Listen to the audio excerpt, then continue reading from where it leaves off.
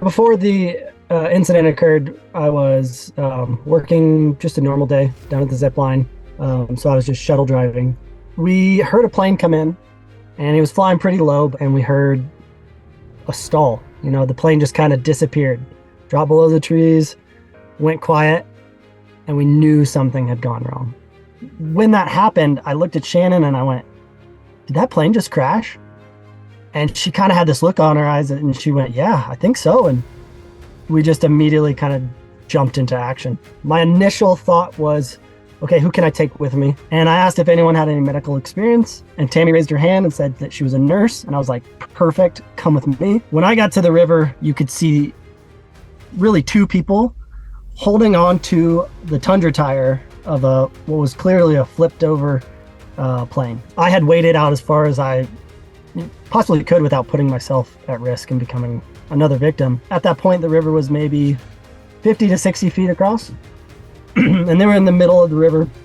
I waded out about 30 feet, and they were maybe 15 feet away from me. That moment when they were getting closer was when I realized they had an infant, and my heart just sank. I will never forget seeing that father holding his baby and not knowing, like, when I'm screaming at him to jump, what's going to happen. He took a leap with the kid in his hand. He actually jumped into the river, went underneath, held the baby above the surface, and came back and started swimming with his life, and was within like maybe 4 feet of my reach, but the current was taking him, and I thought I had lost him. He had actually passed me in the river, but right when I thought I had lost him, he actually stood up. He hit a part of like the gravel bar where it was shallow enough he could stand, and I was just barely enough to be like grab his arm. He handed me the child, and I cradled the child in one arm and took him by the other. I mean, mind you, we're in like maybe knee to deep 32-degree water,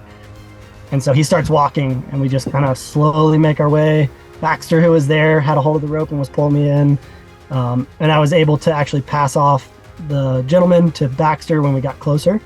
And then I passed off the baby to Tammy, who was waiting there. The lady that was still on the tire, she was still floating down the river. So she hadn't jumped. She was on kind of the other side of the tire. Not much later, she actually only floated maybe another eighth of a mile down the river. She decided to jump and swim ashore, but she swam to the opposite shore. I had called Mark Fleener at Cheat Mountain Air. The second I got on shore, I told him to get in the heli. He didn't question it. And he actually came, picked me up, jumped to the other side, and grabbed the mom, because while we were waiting for the heli to come, she was on the other side on her knees, just looked like she was praying because she didn't know if her baby was alive.